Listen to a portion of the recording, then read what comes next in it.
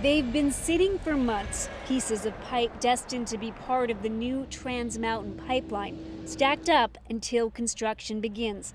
The Kamloops City Council wants the pipeline built. It's just so depressing to see this politics fueled by anger. But that doesn't mean officials support the tactics Jason Kenney is willing to use in order to accomplish that. It scares me a little bit when you hear Jason Kenney say, I'm going to turn off the taps, I'm going to sue the government, I'm going to fight with Trudeau. That's not government to me. The turn off the taps pledge was a staple for Kenney on the campaign trail. There will be real consequences, right? What do I mean?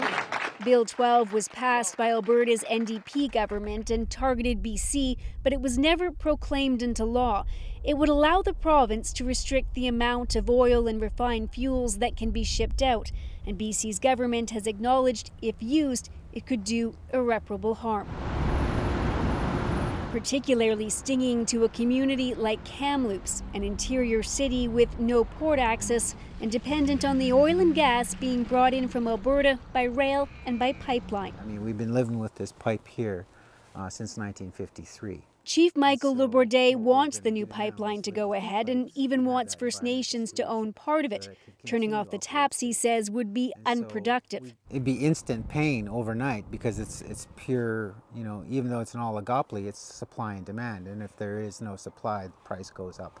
The price of fuel will certainly rise in British Columbia. It would not only be painful for consumers in this province, but this business professor says it would hurt Alberta too. It's essentially shooting yourself in the foot with such a policy because it hurts Albertan oil producers. And why would an Albertan government want to do that?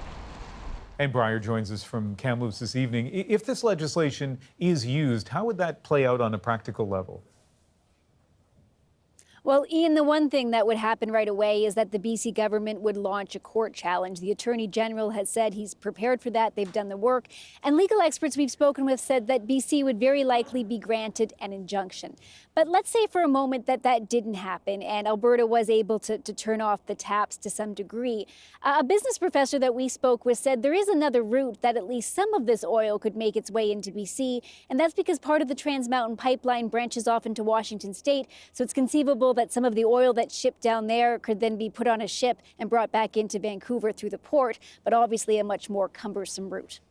All right, Breyer, thank you. Welcome.